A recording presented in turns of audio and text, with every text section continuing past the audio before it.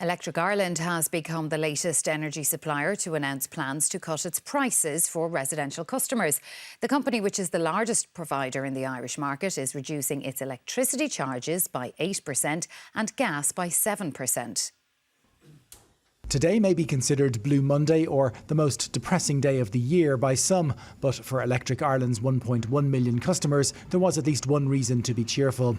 From March 1st, the company is cutting domestic charges. Both the residential electricity unit rate and standing charge will fall 8%, leading to savings of nearly €153 on the average annual bill, while the unit rate and standing charge for gas will also drop 7%, resulting in a reduction of €111 a year on average. This is the second time that Electric Ireland has cut its domestic energy prices since wholesale costs spiked on the international markets in the wake of the Ukraine war. In November, the company cut electricity prices by 10% and gas costs by 12%. But with wholesale costs continuing to fall, could the cuts not be bigger? Our prices went up at a slower rate and a lower rate than wholesale gas prices. So, for example, typically retail prices doubled for electricity, but in the wholesale gas markets, for example, they increased by up to 10 times at one stage. So we're putting through reductions as early and as soon as we can.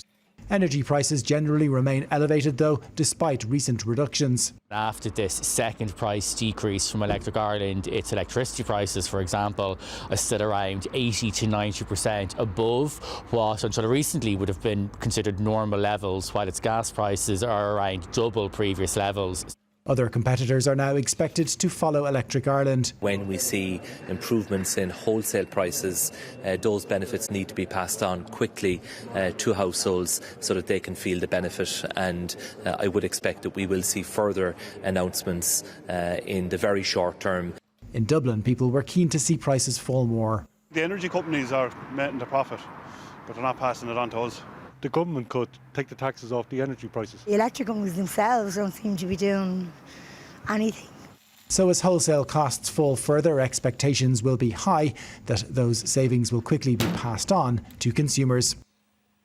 And Will joins us now in studio. Will, as you say, their expectations are high that it'll be passed on, but will they be met, those expectations? Well, it's likely that they will be for good reason. I mean, because the retail energy market here is quite competitive. There are around 10 different companies offering energy services here. And recent history shows us that when one jumps, the rest tend to follow too. So what's happened since wholesale energy prices peaked at the start of the Ukraine war and started then to fall back is that all the main suppliers here have cut their prices at least once. And then just prior to Christmas, we saw a second round of cuts begin with suppliers like SSE Electricity and Uno Energy cutting their prices. So really today's move by Electric Ireland is in response to that second round of cuts. And the expectation now is that other companies that haven't yet cut for a second time, the likes of Bord Gáis Energy and Energia and other smaller players, they'll also follow suit in the coming days and weeks. And the expectation then is that later on in the year that there is potentially scope for further reductions of perhaps 10 to 15% as well. Although much, of course, will depend on what happens on wholesale energy markets. And I think given what's continuing to unfold in the Middle East at the moment, it can't be taken for granted that wholesale energy prices will continue to fall. So it's probably overstating it a little bit at this point to say that we're in the middle of a price war as such. But certainly, I think we will see prices continue to fall over the coming months. And that's obviously very, very good news for consumers. OK, business editor Will Goodbody, thank you for that.